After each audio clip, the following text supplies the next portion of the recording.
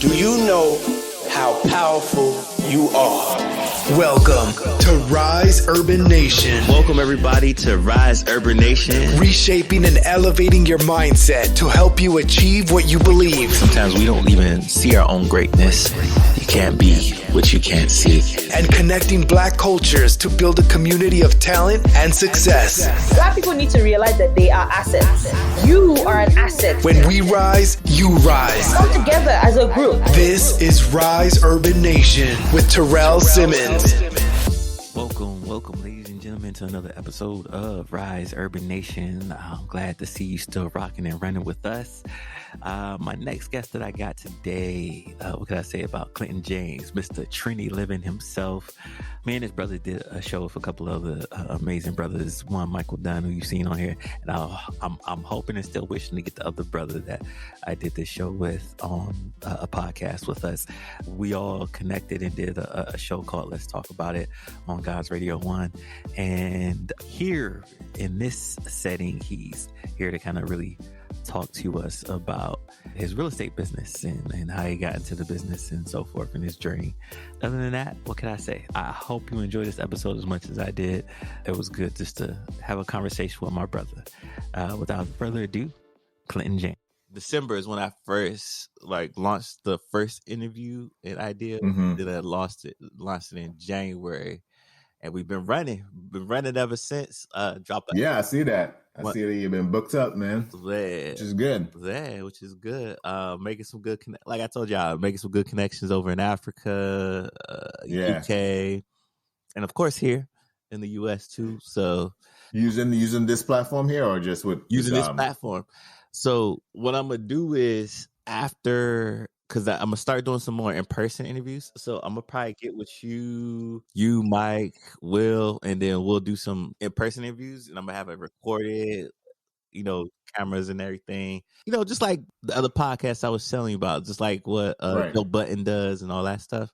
And then put it online. And then I'm going to have some one-offs once I start seeing what my audience would really like and need. So I already know they're going to say real estate. So since you're my real estate guy, I'm gonna have you come in and then, drop that knowledge, that you've been dropping me with, and just see how we get the right people together so we could buy back the block as Clinton James would say. Like that. Go ahead. Give me your rundown, Clinton James. Buy back the block. Be buying back the block. Get it done 2021. So this is a special treat, ladies and gentlemen. Welcome to the RiseUrbanNation podcast. You in the building with me, Terrell Simmons. I got my brother Clinton James on the line. Y'all might know him from the radio show. Let's Talk About It. Took a little break off from that just so that I can focus on the podcast, but they still doing their thing. We always gonna be brothers, and we're gonna reunite like Voltron when we get both of our platforms together again to do something special. So in this interview, Clinton, we're going to run down memory lane, see how you got to where you at, and then get any tips. I'm going to start off with a deep question for you, though. I'm going to take it in. You jumping right into it. I'm going to jump right into it. Like House Party in 96. Let's go, baby. Let's go. All right. Who is Clinton James? Who is Clinton James? That's a deep question. And take it as far as wide as you want to go. Multifaceted there question. You go. Who is Clinton James? Who is Clinton James? I mean, simply put, I'm a Black man really trying to push and make a legacy for myself and my family. But just to give you a quick rundown of who is Clinton James. Clinton James, I mean, I was born in Trinidad, Trinidad and Tobago. Grew up half my life there. I moved to the United States in 98, came here on a soccer scholarship. And what was supposed to be 4 years and going to school turned into like 20. You come to came to San Diego. Okay. Just fell in love with it. But at the same time, too, I always wanted to do more.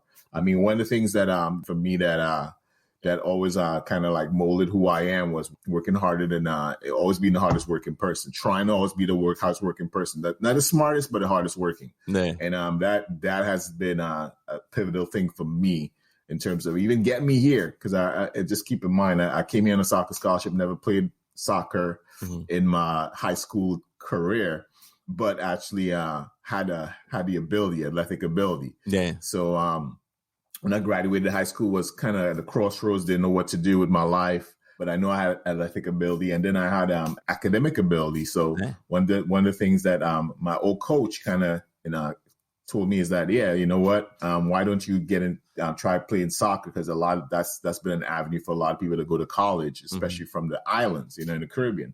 Because my old coach actually played with Pele. Back in the day. Yeah, he fell in the same league with Pele, and he was one of those militaristic people, man. He was not playing. So he was like, you know what, are you gonna be my project? We got a lot of work to do. So in like the space of a year, he really got me ready, and he really showed me the value of hard work. Because he molded that in me. And coming here, same thing here. When I came on the team, I was not the best player. I was like, that work ethic. But then my coach actually saw the work ethic in me, and he was like, you know what? I want you to be the rabbit, and I want you're going to get our team in physical ability. Physical shape. Okay. So for me, I just work hard. Just work hard. I've always seen the results, So one of the things that I was inspired to encourage everybody to do is, no matter what you do, just dig down and work hard, man. But that's a me and just a summary of my life. But just to let you know, my everything that I do from real estate to building a business to my loan signing business, it's always just drilling down, working hard, challenging myself. Thank you for sharing that story with us. I always love those stories, because what I always like my listeners to see is like, everybody starts from a humble beginning, and everybody has help at some point. It's not where you start, it's where you finish, right? That's right. That's right. That mindset of hard work, even if you don't have all the resources and tools, can get you there. Even the broken clock is, right twice a day. So you're gonna figure something out. I like that. Hard work. That is true. That is so true. You find your way. One thing I love about talking with you too, Clinton, is because both me and you, although I didn't come from the islands or Africa, as you know, my stepdad is from Nigeria, and so I grew up in Nigerian culture, and me and you had that same mindset on work ethic and going out and getting it, and really getting it out the mud, from the concept of not growing up in the same mentality of as Black Americans, right? That's right. And we see the world differently from that. For me, it was always a difference between how Black Americans who lived here and immigrants and so forth seeing the world and how they navigated and maneuvered through the world was always differently. How was it for you, like, coming in as, I don't know if immigrant's the right word, but not being born Black in America, coming in and experiencing Black America? How was it for you? No. Yeah, I think a lot of people always have this misconception about immigrants, is that they come here and they kind of like they separate themselves from the Black experience. One thing I always tell everybody: the desire to come here for anybody across the world is going to be high. Especially if this is the land of opportunity. That's what America is to the world. When we see the world now. If you're working at McDonald's here, I always tell everybody you are part of the 1% of the richest people in the world. If you're making minimum wage in the United States, you are part of the 1% of the richest people in the world, right? Not America, but the world. Yeah. They see when we get here, it's kind of like you see that there is a sense of where people feel like, okay, well, there's discontent, and but we come here and we see this different, from the get. Until we get acclimated, because we would take any job just to actually put food on the table, right? Or we would hustle, or we would grind, whatever. We don't see a lack of opportunity until we start getting acclimated, where the cost of living starts catching up with us while we're here, So a lot of immigrants tend to move around wherever the opportunity is, right? Yeah. Now, one of the things that the story I tell people, and I'll go jump right into my first job and how my mindset was. My first job when I got here to the United States was I remember I got a job at a furniture store. And I remember I just wanted any job that would pay me a paycheck. So if I had to work in the warehouse, I was doing that, you know, and the problem is, and I'll say the guy was willing to pay me under the table, right? Because at that point in time, I had to wait on my work visa and stuff like that. So I was doing odd jobs. I remember I was even coaching, doing some soccer coaching on the side and stuff like that for high schoolers. Okay. And I remember my first real job working in a business was at a furniture store, a small one. And I remember the guy, I remember I was like, I'll do anything. I'll work the warehouse, whatever is available.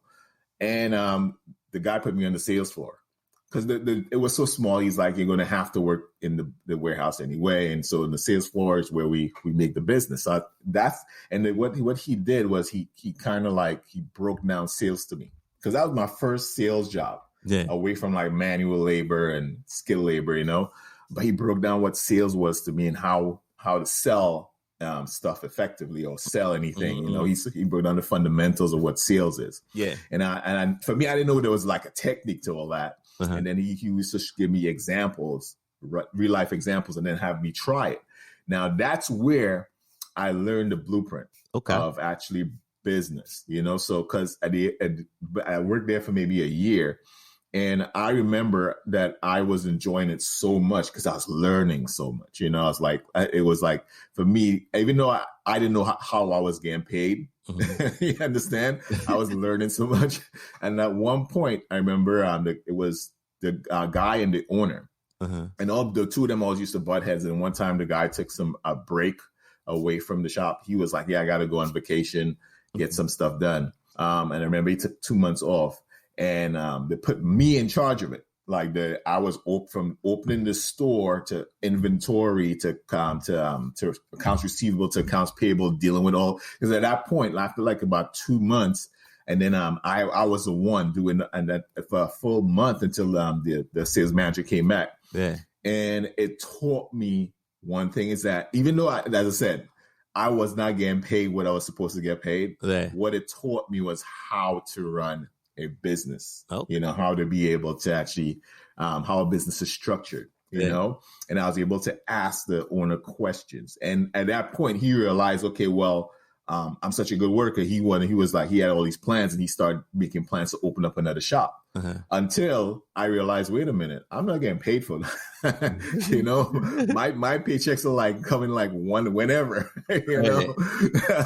So, but at the same time, I tell people it's like this. It's like, your job is you're going to learn business in two ways. A lot of people always ask, well, how do you become an entrepreneur? And this is that. Your job is always going to open an opportunity for you to actually learn how to run a business. You just, I mean, at the end of the day, that's where you get the fundamentals and the school. And it's all how you want to take it. You know, you can go there and collect a paycheck, or you can go there and learn something, you know, and then you can take what you learn and then level up to the next level.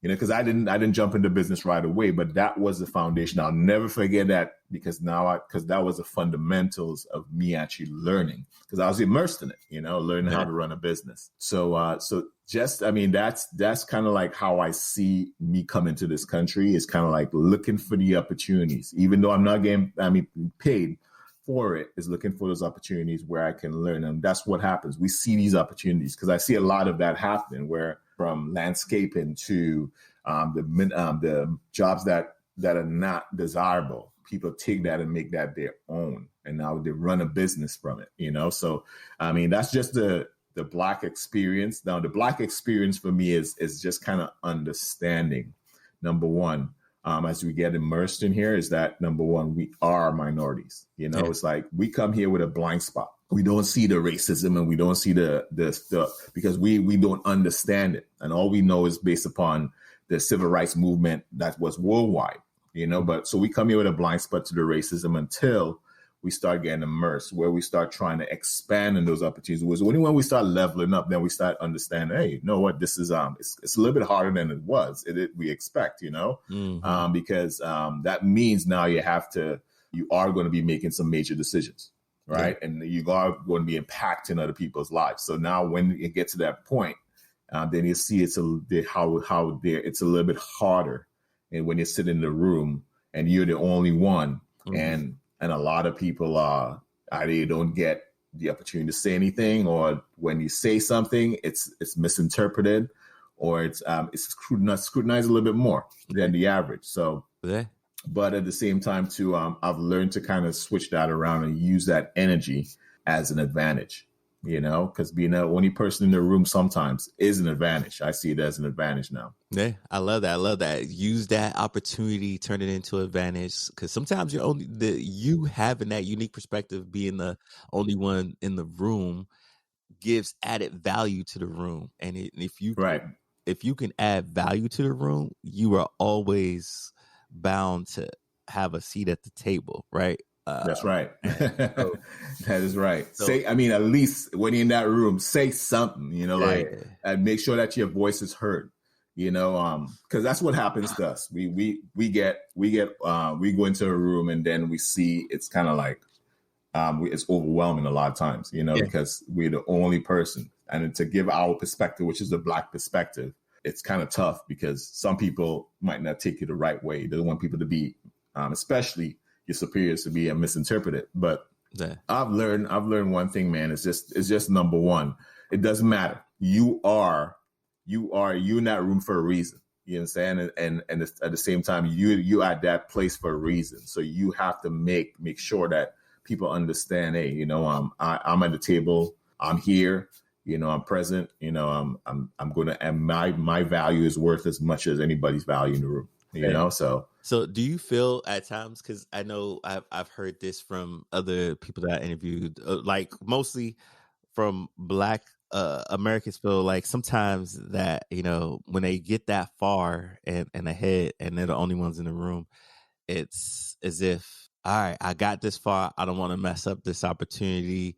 And it's hard for me to be vulnerable because if I say the wrong thing or I mess up, I might lose this opportunity or I might go back down and mess it up. Not only myself, but anybody else who wants to come in after me, right?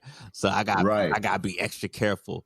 Do you ever feel that way at times when you the further you move up in life, career, entrepreneurship, and you get more seats at the table and right? And yes, in a way, yes, that's a feeling that I think everybody feels. But at the same time, no. It's kind of like this.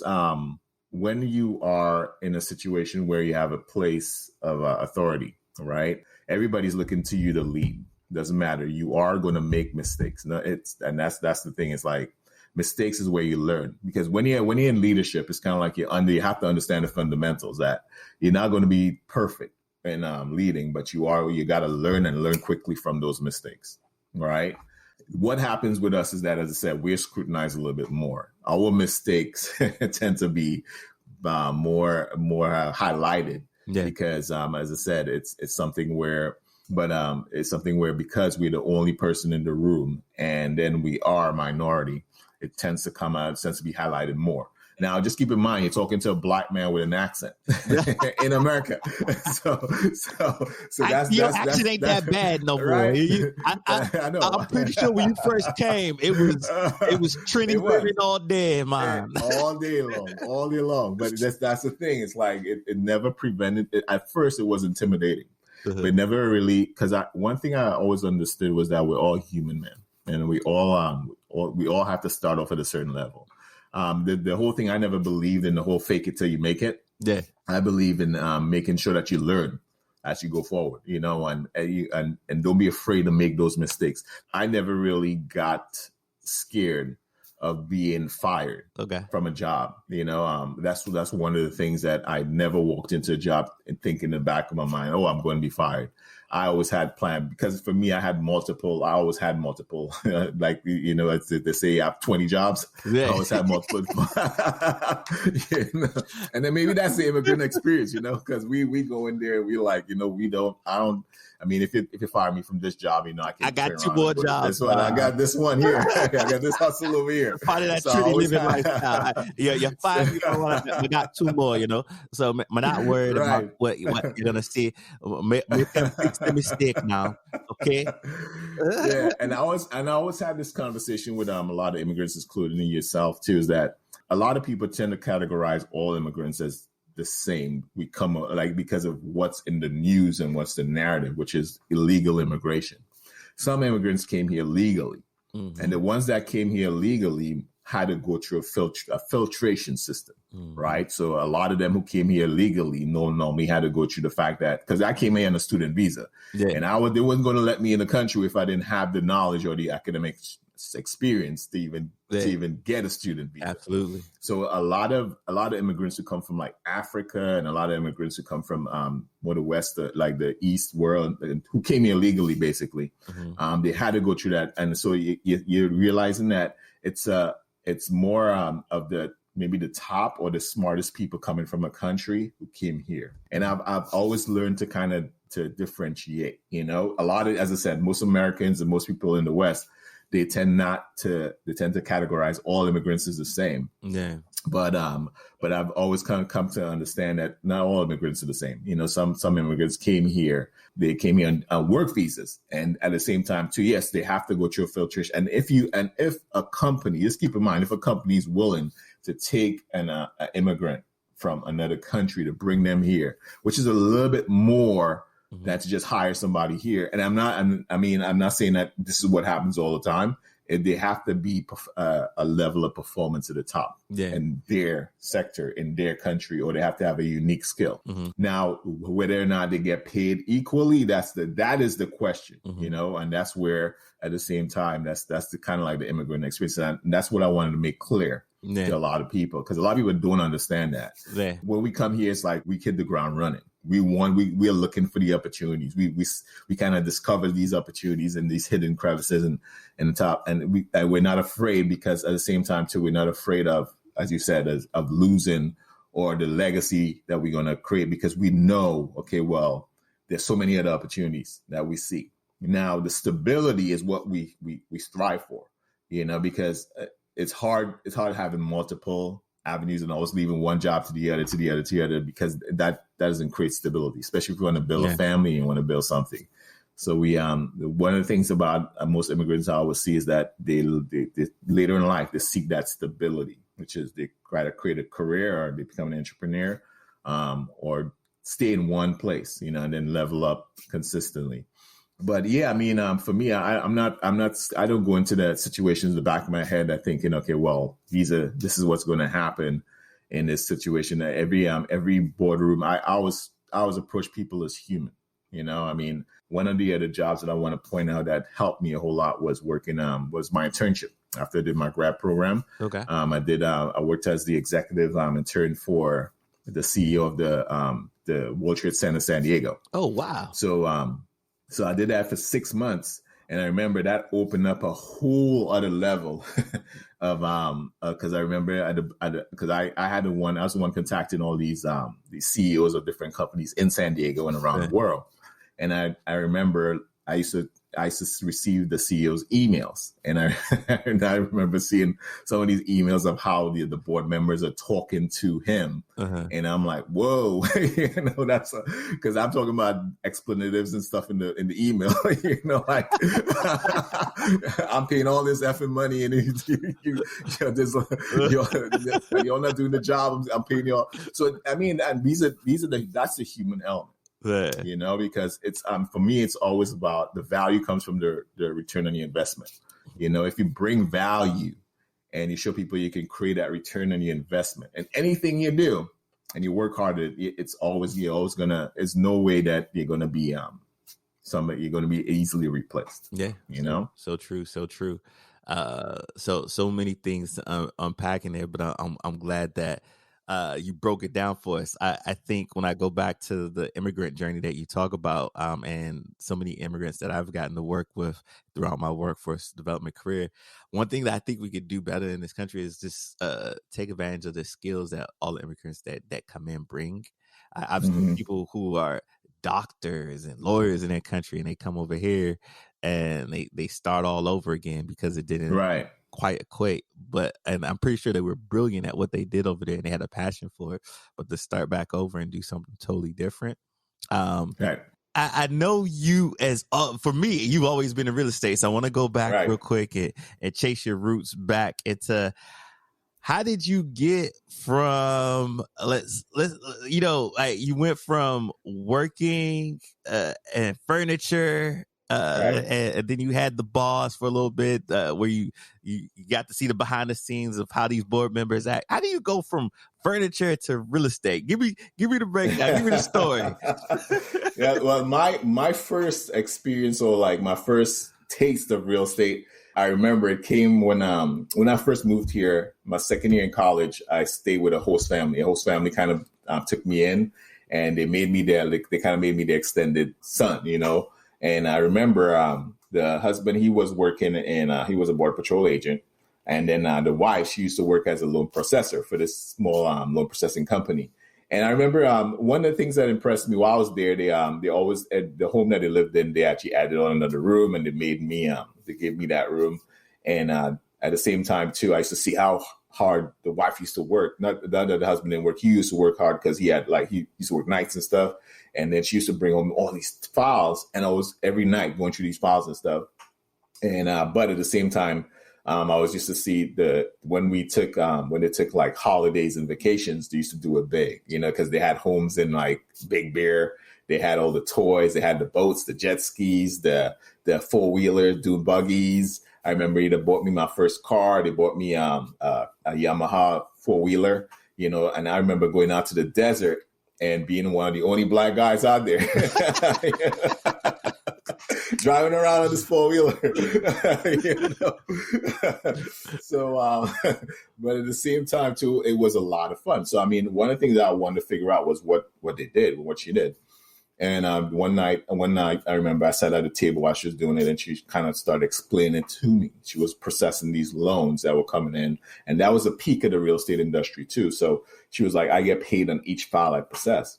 And when she told me, I was like, so how much you get paid? She's like, and then she told me, I was like, whoa, and I was like, that's a lot of money for one file.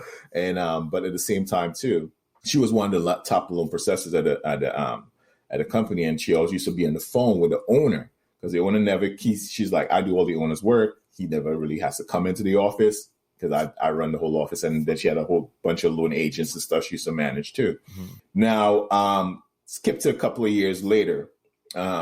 When I decided when I kind of graduated from college, well, I didn't graduate from college. I actually graduated from junior college. I decided to get my real estate license. And that was around like 2004. Got my real estate license, and I got into real estate because I kind of understood it now. I kind of just by watching her. And one of the things that I did was I went back and I contacted her because I had moved out and everything by then. And I contacted her, and when I contacted her, she had actually bought the company she was working for. Wow! And opened up 2 more branches. Yeah, she was that type of hustler, and I was like, whoa, you know. So she's so like, it was I nice. The company. I don't work the company. I own the company now. She owned the company now. She owned the company, changed the name. And then and then on top of that, she opened up her real estate side of the business, which was she now did loans and real estate. And it was in one house, and she had 2 more branches. Wow. So that's where I started, and I learned the most. Although I had my first learning with like Prudential and stuff, the orientation. And I remember my first deal in real estate came from a guy that I used to work for under the table, where I helped him dig the trenches for the water irrigation system. Mm-hmm. And that while I was in college, that was my odd job. But I mean, the guy, he liked me, and I liked because he taught me a lot. He was one of those old hardworking guys who went through the recession. So he's always talking these old school things to me, like how to save money and all this stuff. And he had 3 homes too. And how I got introduced was through my host family to him too. Uh-huh. So and he needed help. So I mean, and he would pay me.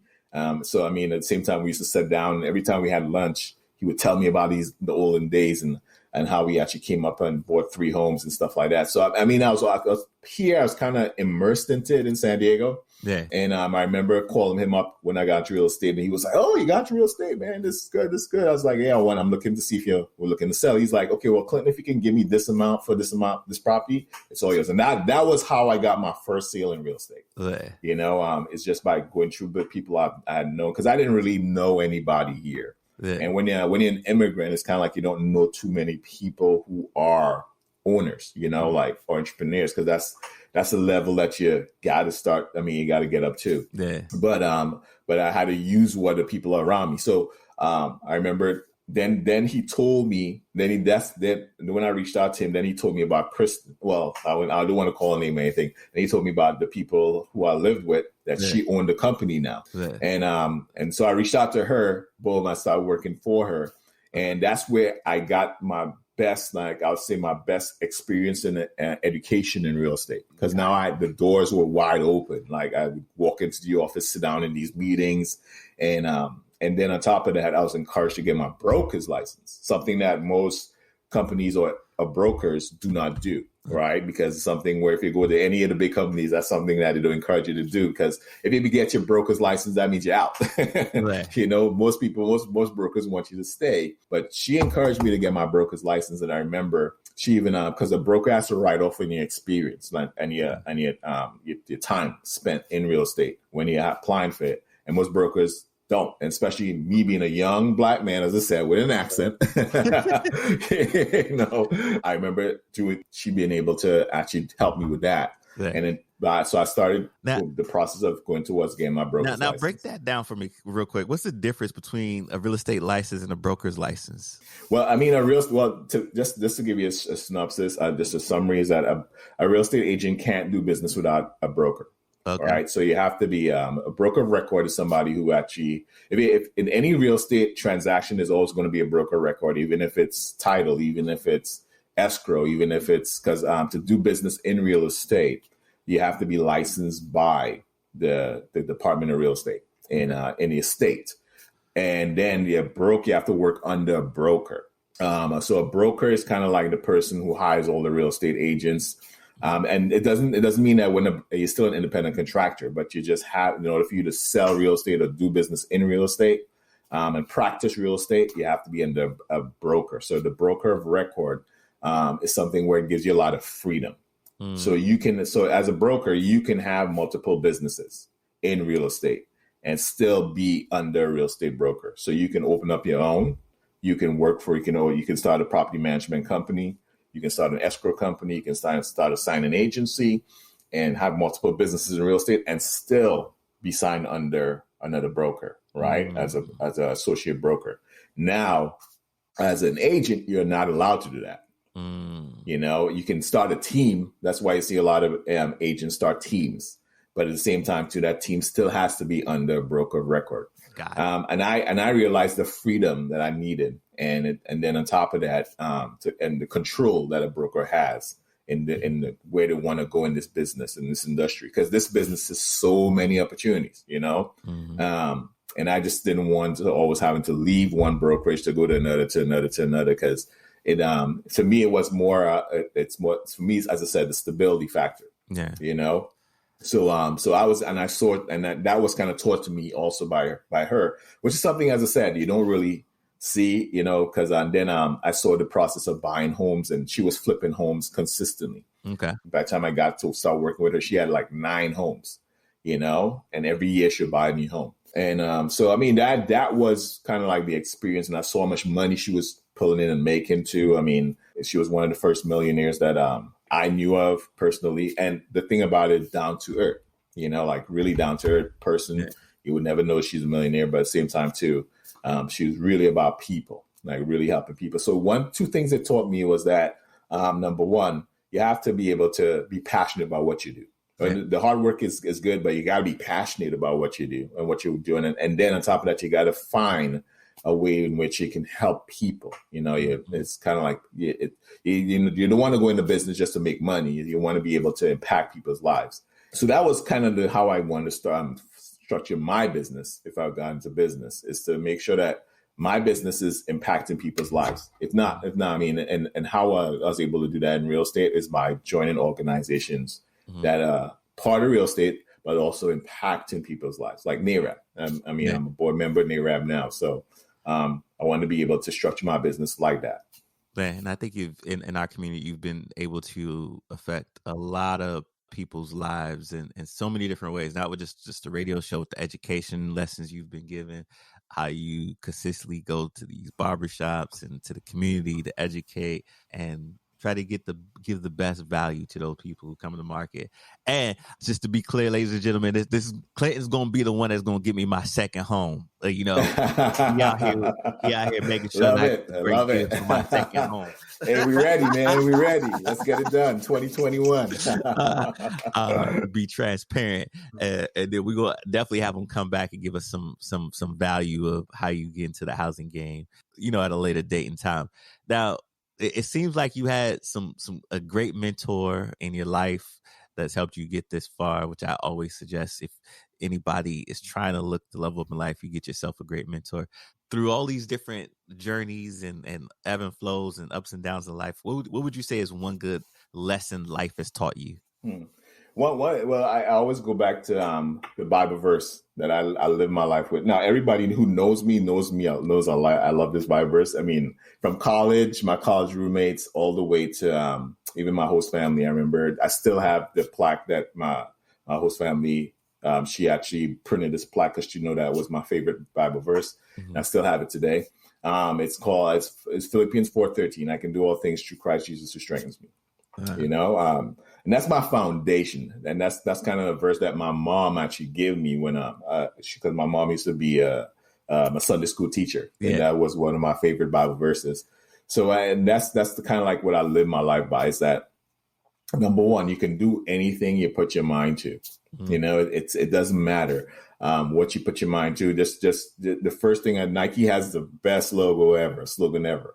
Just do it. And this man, for those who are just listening online, if I get this visual experience going on YouTube, this man got his Nike hoodie on as we speak. There you go. Nike cut the check. Clinton right. Davis out here repping. Nike cut the check. Just do it, man. But at the same time too, is always be a sponge and learn, man. Like never ever think you know it all. Even at this day, I mean, I always seek out mentors, in this business. I've been in this business for over close to 2 decades now. Yeah. I've seen the crash of 2008. And then I've gotten back in business on my own as an independent. And then I'm working as an associate broker. Yeah. I've learned that I can't do this business on my own. There's so much more that if you want to accomplish a lot more, get under people who are performing at a high level. Even if you have to push yourself in that door, it's kind of like you want to be around those people who are doing it at a high level that you can learn from them. So, so one of the things, one of the ways that I always say is internships are huge. Like when we talk about college and because you don't need college to get into real estate, but college has helped me a whole lot. I mean, I believe that a certain level of education would actually put you in the room first of all. And at the end of the day, it's up to you what you do in that room. Yeah. Absolutely. Yeah, so at the end of the day, that's what college has helped me do, is put myself in situations where I wasn't expecting, like in boardrooms and stuff. And people are willing to listen to what I have to say, because that degree or the title next to your name does help. People recognize you a little bit more. Now, at the same time, too, that work ethic has to come in. I've learned that it doesn't. For me, it doesn't matter where you come from. It doesn't matter what level of education you're at. If you have the work ethic and you're willing to learn and you're coachable, man, the sky's the limit. Sky's the limit for you. Because at the end of the day, that's your experiences is what's going to teach you more than any academic. Absolutely, I agree with you. So life experiences is going, but make sure that you understand that you have to learn from those life experiences. You gotta, because some people make life experiences knock them down. Mm-hmm. For me, I've come to a point where when I'm going through the hardest times in my life, that's when I start pushing the hardest. Mm-hmm. For me, it's kind of like that's my mentality. It's always been my mentality from coming from Trinidad to where if I know I'm not the best, I'm going to work the hardest. Mm-hmm. So, I mean, my work ethic is always going to show, so it's always kind of like it has been ingrained in me. Like the tough times is when the toughness got to come out. You got to put it to metal to the grind, and surround yourself with people who are performing at a certain level in the industry. Because at the end of the day, they're the ones who are going to be able to. You're going to take some things from them that you can implement in your life. you know? Yeah, absolutely. I often tell people, like, when you're going through something, messy in life, usually there's a good lesson to learn in there. And if Yeah, you learn the lesson, you could turn your mess into a message, so, that's right. I love that. That there's always opportunities in the tough times, man. That's the thing about it. What I'm saying is that basically, you look at people who went through the recession and the 2008 crash, and now COVID-19 in 2020, and a lot of them have kind of there's that resiliency that I've seen some, and then there's that defeat that I've seen some. But I just want to let people know it's there's always opportunities in these challenges, because in 2020 I had one of my best years. Because and everybody talks this pivot. Yeah, you're able to pivot, but it's I was able to pivot into another line of my business that I do, and that helped me had one of my best years. So and I've heard I've heard a lot of people say that 2020 was one of their best years. But at the same time too, you always have to diversify. It's always diversifying your portfolio. I mean, never ever stick to one. That they say the top millionaires have seven sources of income, right? So if you just focus on one, I didn't learn that in 2020. I learned that from 2008, because me being just in real estate alone, I mean, when the crash happened, I mean, I was like a fish out of water, So what I did is I had to go back to school. I went back to school, and that's where I met you, actually. Oh, yeah. Ashford, yep. Went back to school. Worked at the school, too. Yeah. Good old Ashford, and but at the same time, too, I got my education to kind of level up, because, I mean, I always understood that for me, my best self is in business, which is entrepreneurship. And at that point I wanted to become more independent. So I kind of built two businesses in the same industry that kind of feed off each other. Gotcha. Let's talk about that since you've been in the real estate game for 2 decades. Let's talk about that. I know you alluded to the crash, so a lot of people are going to probably want me to ask, like, what's going on? Are we due for another crash? What's going on now? I know I had my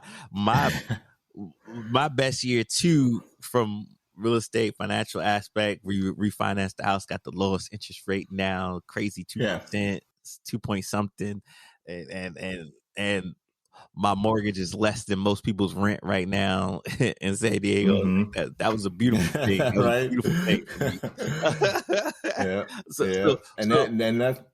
That's the power of real estate right there. Yeah. So what do you foresee? Because I'm looking at the real estate market right now. I see interest rates are still low, but I see the housing prices going up. So I'm like, all right, should I buy now? Should I not buy? So what's your take on it? One of the things I always tell people when I first graduated high school, I did economics. I went into advanced economics course at Oxford University, of all places, up to the 2-year economics course. And that helped me a whole lot into kind of understand trends and economic trends. And real estate is no different from any other type of economic trend, right? It's trending up, and I tell people that, I mean, when I first got into real estate in 2004, real estate the average 2-bedroom was like around 200, 100, right? Now there's nothing you can find in San Diego County at that price. Nothing, not even a 1-bedroom, not even a studio, right? So maybe a mobile home. Maybe. Right. Maybe a mobile home. I remember mobile homes were like $20,000. But that's the as Mark Twain said, they're not making any more of it. You can't make any more land. You have to use the land that we have right now, and they're not making any more. So it's always going to be in short supply. So that's what's happening right now, is that the supply is just a supply and demand issue, which is there's very short supply of homes right now, and building homes has become expensive because now the cost of lumber is going up, and then we have the highest prices in the cost of cement. So new home prices are obviously they're going to have to counter those costs by increasing the price. So number one. So when you're looking at new homes and new construction developers, they're faced with having to counter the costs with increasing the retail value of the homes. Secondly, with the supply and demand issue, there's just right now we went through one of the unprecedented years of where everybody had to stay in somewhere where we're in a lockdown quarantine. So that caused a drop in supply. Number one, because they had to use the inventory of homes to house people, right? And most people are now in a place where until this is over, until they see the clearing, then they would say, okay, well, let me experiment and try to sell my home and maybe move, right? So now we have that issue where it's more of a mental issue where people are now not selling homes, so there's a short supply of homes. So, and then there's a high demand because of interest rates, which has to stay low because they can't just suddenly increase the interest rate because there's so much money in the pump, so much money in the economy right now. We don't want to cause inflation, and that's the problem with keeping the rates low is they want to keep the cost of money low so that people will consistently spend money in the economy. So, and they don't want to have to tighten up on being people having access to money because that's what a lot of businesses now are surviving off of is this low interest rate. And that's all you just said it. You're able to lower the cost of your home. And that's what a lot of people experience and were able to survive the economic crash that was pending in 2020 was by lowering the cost of paying for housing, by lowering their refinancing. So with the low rates now, it creates a lot of buyers. A lot of buyers are now out there because now they can qualify based upon the rates and the loan to value, not the loan to value. The loan to value, yes, part of it because the housing prices are high. And then you have the debt to income because of the low rates now. They're able to qualify for more, and the debt to income is not an issue anymore. So the rates are pushing a lot of buyers out there. So there's a lot of demand. Where I see the housing market going is I don't think there's going to be a big change. We still have the moratoriums out there for the one is forbearance moratoriums, and then we still have the foreclosure moratoriums out there and the rental moratoriums. So those three things kind of is what people are looking at as that's going to level things out once those moratoriums are up. It's going to increase the supply. But at the same time, too, I don't see it making a drastic impact in the pricing or the market right now. I think more until rates start going back up, then we'll see a change. And it's not going to be a change. I think they're going to really do it slowly because they don't want to cause another crash of 2008. So they're going to do that very, very slow increase in rates. I mean, we see it going back up, but it's coming back down. They're kind of like doing this game right now. Yeah, fluctuating right now. So, but I mean, it's I don't see it. I tell everybody it's like this. If you're qualified to buy a home, go ahead and buy it. Yeah. I always tell everybody, that's my advice to everybody. If you're qualified to buy a home, buy it. Because I've known clients who were waiting on that crash since 2016, and right now they're priced out. The same home that they were looking at in 2016, they bought for 600, they bought right now for 800. So it's something where I say if you're qualified to buy a home, because people who bought their homes in 2016. They love it, They're like you bought your home a while ago. You love you enjoying this moment right now. Right. If you put your house on the market right now, you can get more for what you pay for it. But a lot of the problem is that, okay, well, what am I going to buy now? Yeah. That's the only problem. If I put the market, what am I going to buy? Right. And I'm still get that same low rate, but it's no guarantee I'm gonna get that next spot. So right, and that's the thing, because every offer that I put in for buyers who are waiting to escrow it and close have actually been above asking, right. And we've always had to put in some type of clause, an escalation clause or something to make the offer more appealing. So it's a tough market for buyers right now. Sellers are loving it. It's a seller's market right now, and that's across the nation. Yeah. Right. What I'm seeing, it's even a tougher market for investors, because the flips are now coming very few and none, and then there's a lot of competition. Right. So I mean, a lot of investors are now having to take lower margins when it comes to their flips. So where's the silver lining in all this? There's got to be a silver lining somewhere in all this. The silver lining is that real estate is never going to change when it comes to your return on the investment. It's always the best. It's still the most most safest and solid investment out there. Yeah. I mean, I dabble in stocks. I dabble in look at cryptocurrency right now. You know, it's like That's so volatile. That's all over. It's dead in the water right now. I like turn off my app. People, like, all right, people start shivering when they say crypto. Oh my god! Like, but I mean, up and down is my crypto is right. like, all right. I look at it. You know, so but at the same time too, real estate has always been up. You know, after 2008, I think they've put in so many different indicators and protections for the real estate consumer, because before it even crashes, they're putting in all these monetary and fiscal policies that will prevent the 2008 from happening. So I would see a crash is almost next to none. It has to be a really drastic situation to see a crash happen in the real estate market. But I think what happens is that it starts to level out in the next coming year, in the next couple of months, because now the supply is demand, because we now go back to normal where houses stay on the market 30 days instead of a week or 2 days, you know?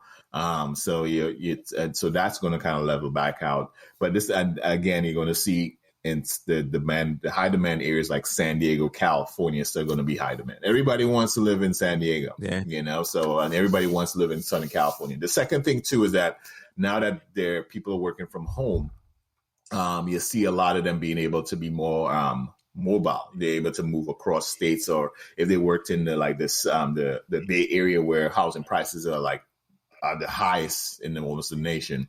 And they work from home, they're able to move to places like Texas or move down to San Diego where it's a little bit less, still nice, and be able to work now. So people are being mobile now.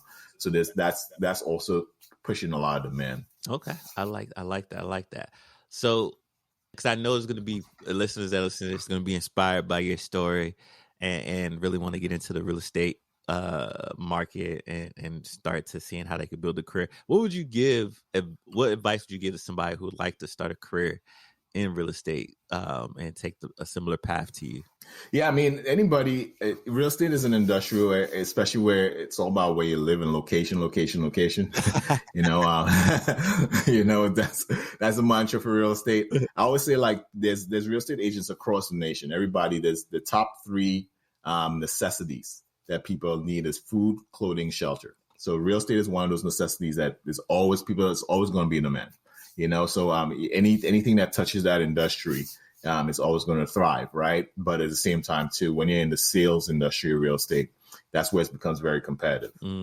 It's number one, when they come into real estate, is to really get a mentor. You know, I mean, there is companies out there that give you a mentorship program. You know, on orientation program where you get like 60 days or 30 days of good training before you get out there. Because new real estate agents who go out there, if you want to get into real estate, this is a tough industry. It's a revolving door.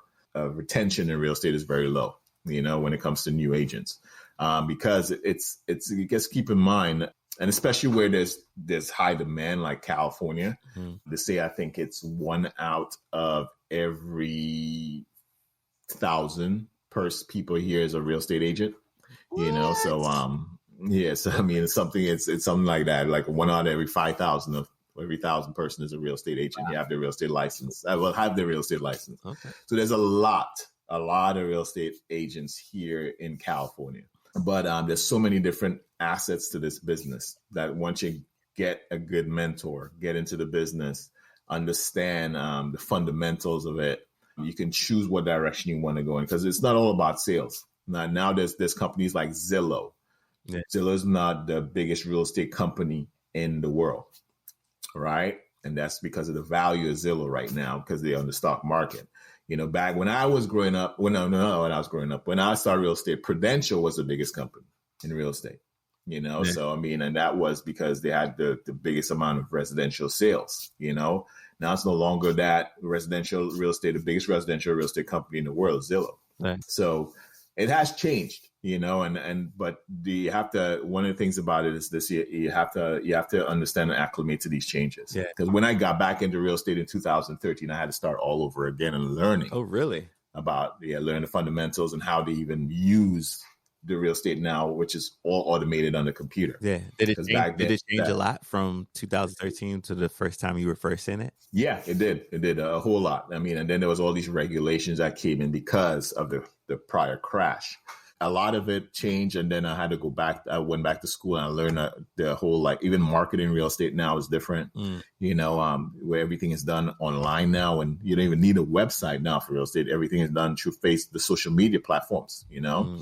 A lot of companies have now gone over to that. Now even Zillow is actually is a one-stop shop. Zillow, where you can buy, sell, finance, even flip real estate on all through Zillow now. Wow. So even how you access properties, you do it on your phone. Back in the day, we used to have a key card, So yeah, things have changed. It's become more automated, just like any other industry.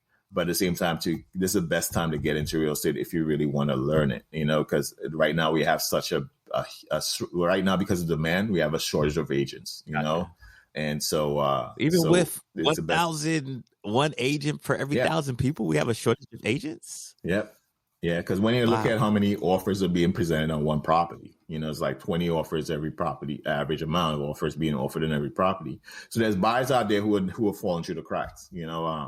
There's buyers out there who are not being able to be serviced the best, because the average agent without a team can't service like multiple buyers at the same time, So there is a shortage right now, and some there's you're seeing a lot of new agents coming in the industry. So I always say get that training first, go through the orientation, then you can choose what avenue you want to get into real estate. Also have some backup savings. Don't get into real estate thinking that this is a paid job off the bat.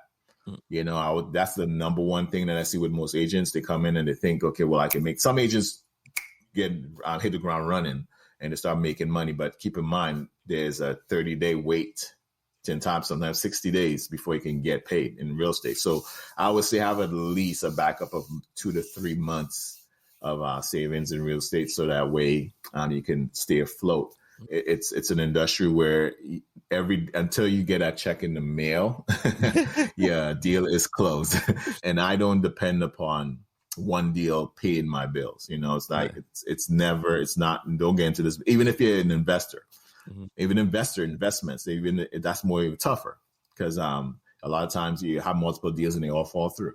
Even in real estate, that's the same thing. So get into this business, have backup savings, and just get the training, get the right training to get in there, and so that way you can make this a career. Yeah, absolutely. I like that. I forgot to ask you, like, what steps? Because I know you kind of told me you had the mentor, you went, but what were the exact steps you took to kind of get in real estate? Did you have to like do a test first, then do your license, and then do some shadowing training? Like, what were those steps? Give me that 1, 2, 3.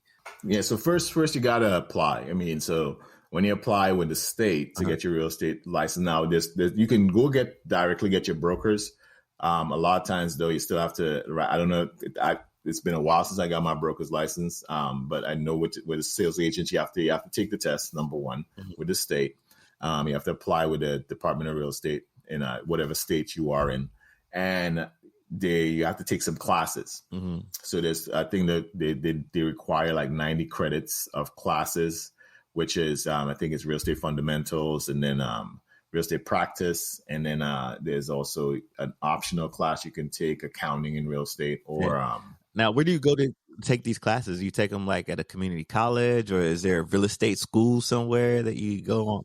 Like to take these classes? It has changed since I took my real estate, because I went to community college because that's where they used to offer it, right? But now I think there's packages that are sold online where they give you everything all at once. You can do it all online now and get the credits, because you have to submit those credits with your application when you're applying for the real estate license. Once you finish those classes, then you can submit the credits with your license. Or if you have a college degree, I think the college degree surpasses. You just have to take 2 classes, which is the fundamentals and the practice, and send those credits in with your college degree. And then they will actually process it, send you back a time. Once you approve it, send you back a time to take the exam.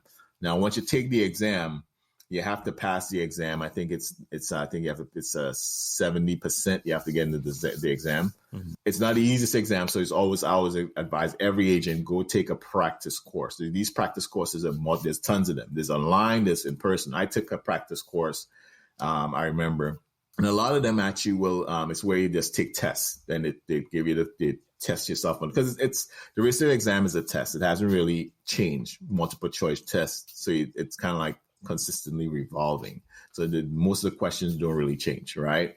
But you just have to make sure and pass it. So coming up close to your exam period, take the practice exam, and once you pass that exam, then you have the background checks.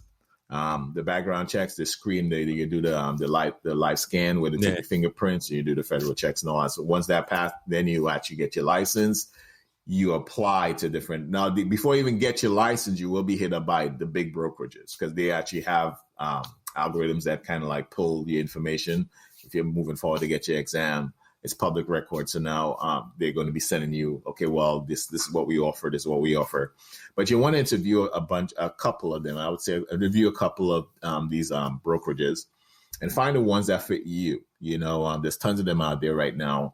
EXP is big block is and then you have the luxury real estate like Berkshire Hathaway and stuff like that. Yeah, they're the ones who actually will hit you up, But find the one that and then you want to the success in real estate starts with really being able to get your circle of influence involved, letting people know what you do.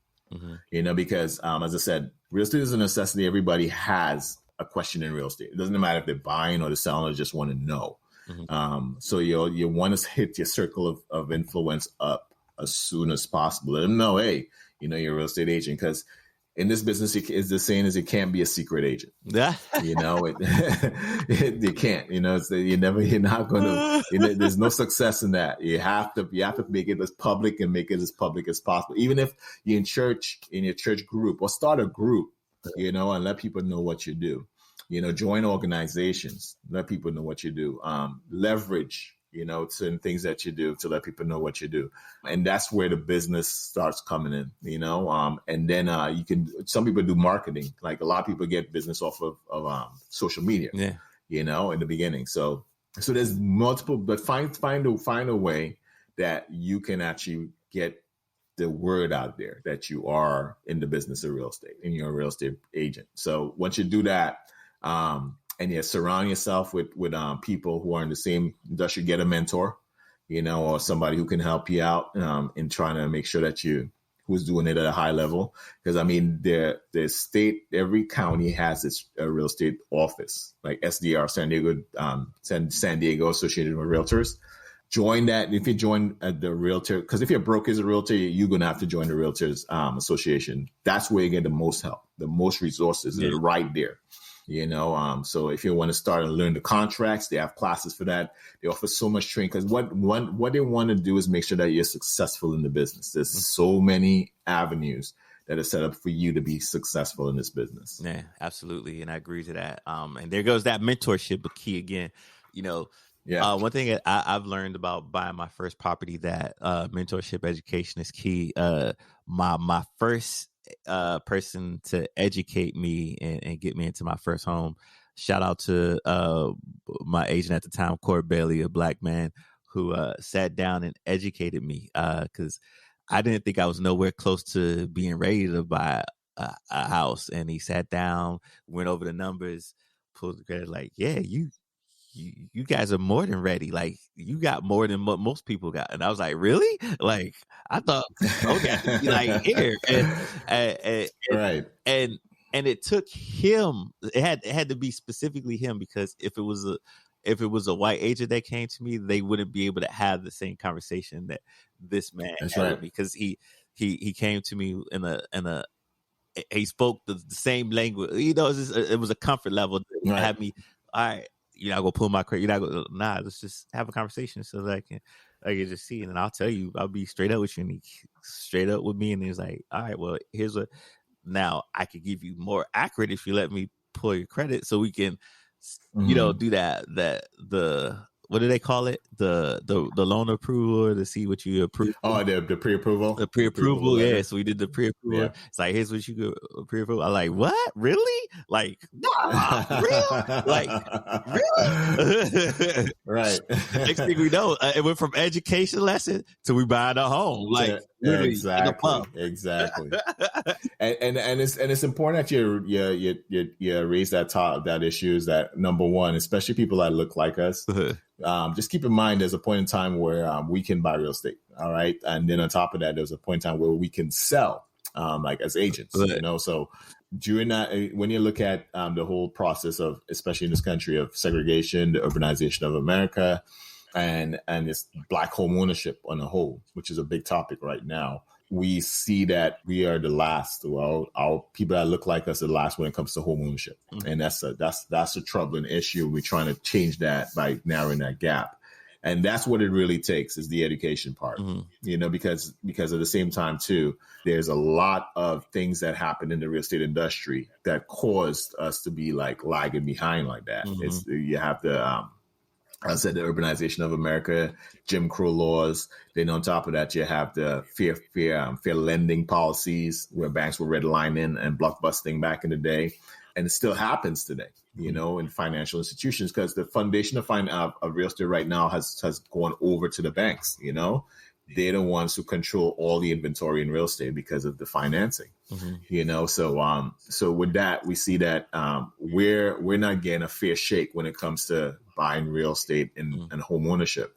So that's something that I have kind of spearhead, but join in that fight and the ground, where joining NAREB has been something that has helped me in understanding, not only understanding the American, the Black American history of real estate, but also joining the fight where a lot of organizations have started, like HUD, the Fair Housing Act, have been initiated by NAREB, which is National Association of Real Estate Brokers. And they were able to form they were one of the oldest trade organizations in Black trade organizations in America. So they kind of started the same time around, not Black Wall Street, but right after Black Wall Street. And they were able to create an organization where Black real estate agents can now be branded to help the Black community in selling and buying real estate, and they call themselves realtors. Yeah. And the history of America is still impacting real estate in our community, and but at the same time, too, right now it's the opportunity is ripe, where we have a lot of Black homeowners right now who are now seeing the power of real estate. Yeah. Because keep in mind, a lot of our issues in the Black community came from a lack of resources through real estate. Because keep in mind, when the urbanization of America happened, people were getting government built homes, or through HUD, not HUD, through the FHA, I'm sorry, of where they were buying homes for like $100, $500, in in suburban areas. Yeah. The problem was we're not allowed to, because under the deeds said that the land can be sold to colored folks, right? Now we see the disparity, because now people were able to use those homes for things like send their kids to college. They were able to use those homes for medical expenses. They were able to use those homes as leverage for creating businesses. So without having that, we were not able to experience that. So we're kind of lagging behind.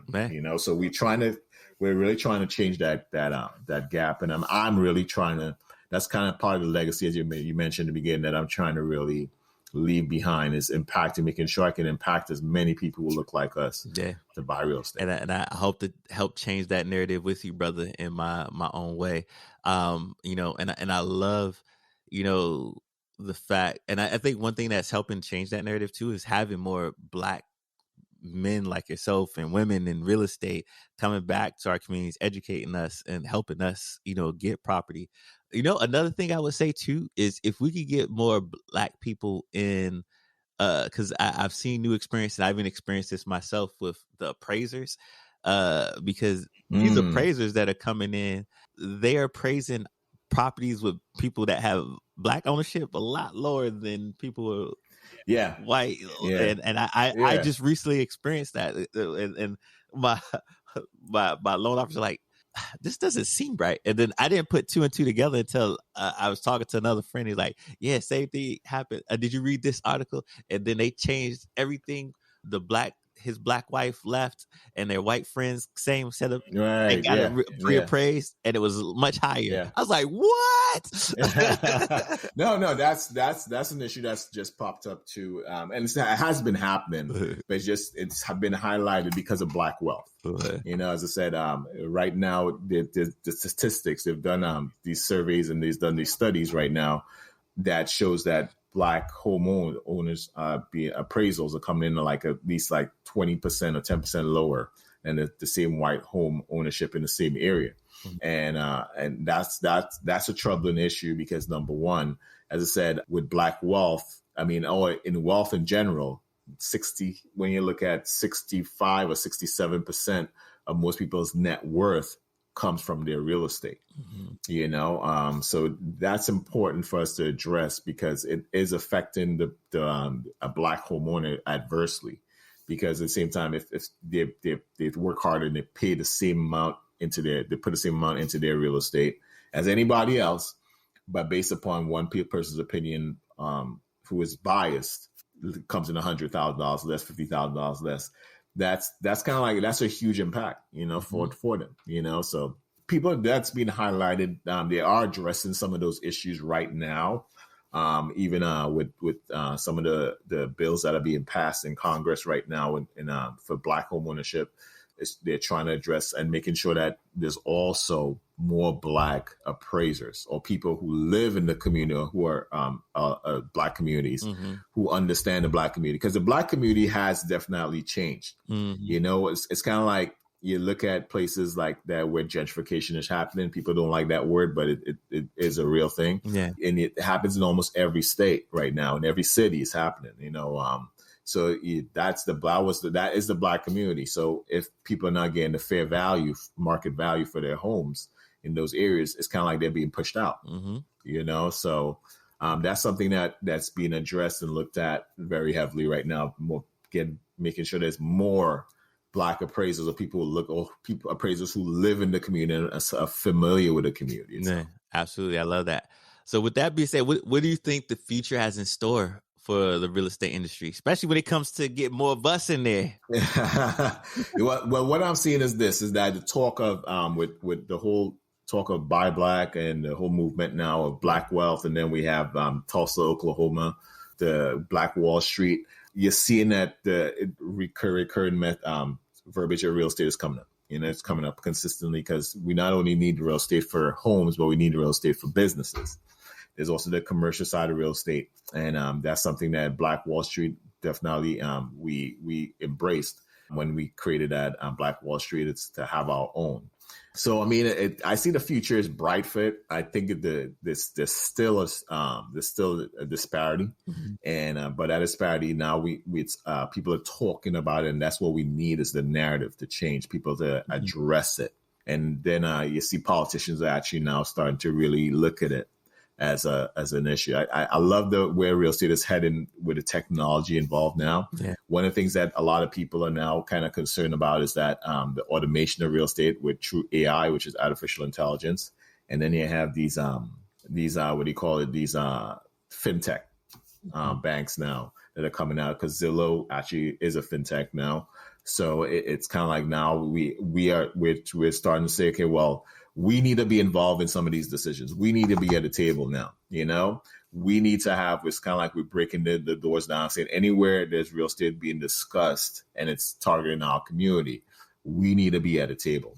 You understand? So a lot of people now are addressing these issues. So there's so many different levels that even in the tech industry now, where we're starting to see the improvement or the discussion of making sure that decisions are being made, big decisions about our community in terms of real estate is being made, and we're at the table. Yeah. I love where real estate is going. In general. Yeah. Real estate is an industry that, as I said, is one of the necessities, economic necessities. We're never gonna not need it. It's a necessity. So you see it evolving. It's evolving. I see there's going to be, now they have 3D. Somebody contacted me about the 3D real estate. People are actually making these 3D homes. building real estate from these 3D machines that are building real estate. Oh yeah, I see those. Yeah. So you see the industry, and now people are more concerned about the footprint, not the economic footprint, but the environmental footprint. That's real estate is leaving. So a lot of people are now looking at sustainable real estate, sustainable energy, which is solar now, using more sustainable materials that are not going to, because they say lumber is the number one, affects the ecosystem the most because they have to cut so many trees down, when it comes to real estate.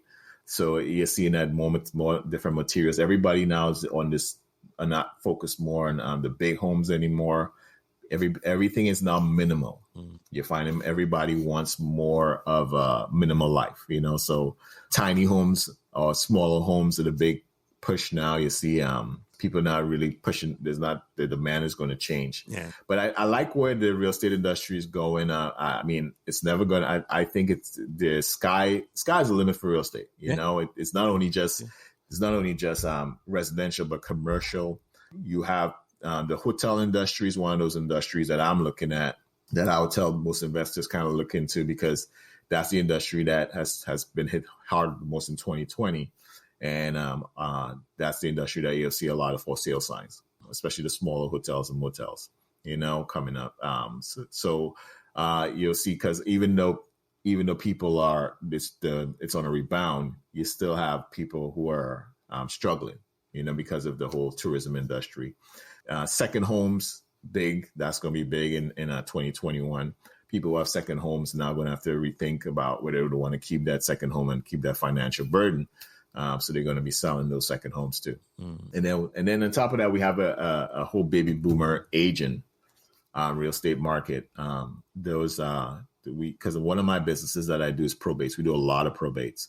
And we see that happening a lot, where as people get older, they don't want to have to deal with the headaches of renters and real estate taxes and all that stuff. They just want to focus on the quality of life. So they're kind of liquidating a lot of their real estate assets right now too.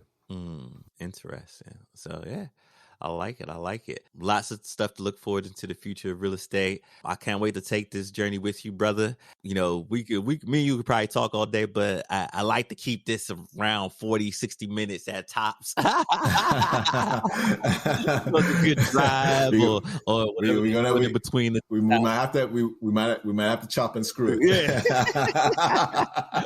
So let's get it on this though. What projects are you currently working on, and where can the people find you?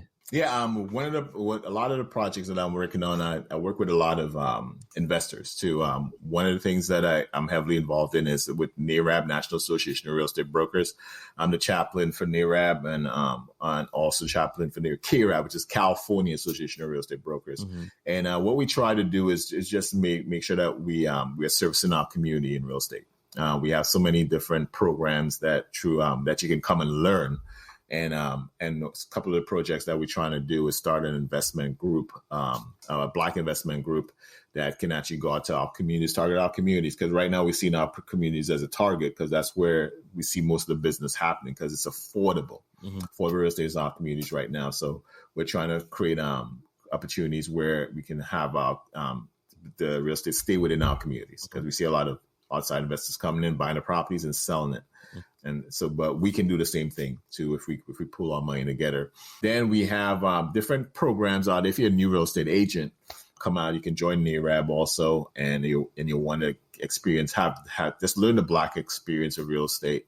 It's an educational process too, but it will inspire you and motivate you to actually go forward, because there's not many people like us who do the business, and we need more. So those are a couple of things I'm working on. For me, business wise, I'm trying to build a pool of investors. Just always looking for that, people who are willing to put up the money to invest in real estate, because I come across a lot of distressed properties too. And you can find me anywhere, Trinity Living, at Trinity Living on Instagram, Clinton James, Facebook. And I will work under a great team and a great mentor, Denise Mathis, DEM Real Estate and Financial. You can just at Team DEM, which is DEM. So yeah, you can find me, and you also see me on Facebook. I try to post every day of what I'm doing and how I'm in the market, so people can actually learn and be inspired too. Yeah, and I stay inspired from his Instagram. The amount of keys I see him giving away, I was like, you know what? I need Clinton James to get me some keys. You play that DJ Khaled one time on social media. I got the keys. Got the keys. And on top of that, you can find me in the corner of working on myself lane and inspiring others drive. Hey! Oh, I had to leave them with that. I thought you was gonna come with. Yeah,